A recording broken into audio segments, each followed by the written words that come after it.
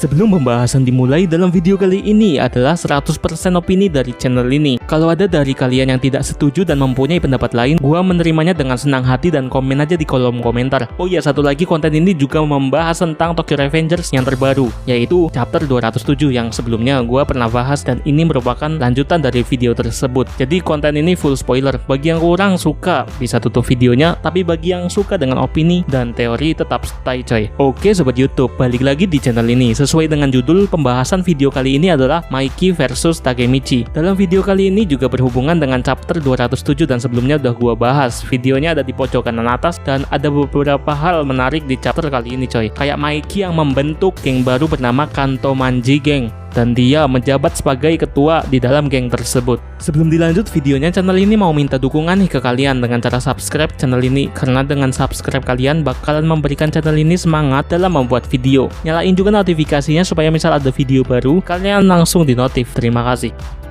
Sebenarnya gue juga bingung dari mana mau bahas ya kan, karena banyak banget hal yang mengganjal pikiran tentang chapter kali ini, tapi bakalan diluapkan pada video kali ini nih. Sesuai dengan judul, kok bisa Maiki versus Takemichi gitu kan. Maiki yang melihat tangannya menyadari bahwa Takemichi telah datang dari masa depan. Di sini menurut gue kemungkinannya kesadaran Maiki saat itu juga dibawa ke masa lalu seperti Takemichi. Takemichi pada chapter 207 dia nggak ingat begitu jelas tentang apa yang telah terjadi di masa depan. Tahu-tahu dia udah balik aja gitu kan ke masa lalu.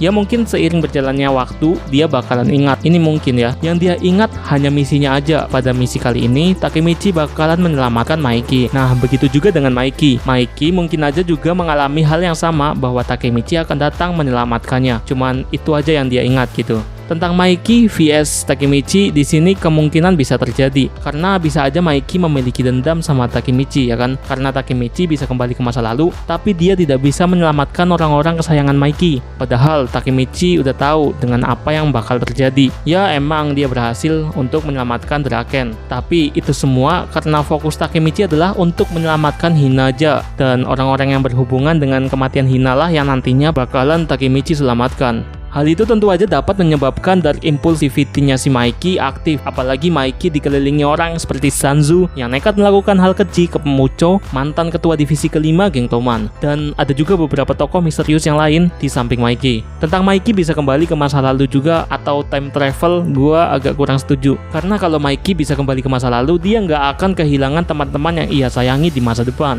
Dia nggak akan kehilangan Emma, dia nggak akan kehilangan Baji. Intinya Maiki pasti mampu untuk menyelamatkan teman-temannya. Secara si Maiki ini kan kuat banget coy. Dia mampu menghabisi lawannya dengan tendangan mautnya. Hal ini seperti yang dikatakan Draken di manganya Tokyo Revengers chapter 150.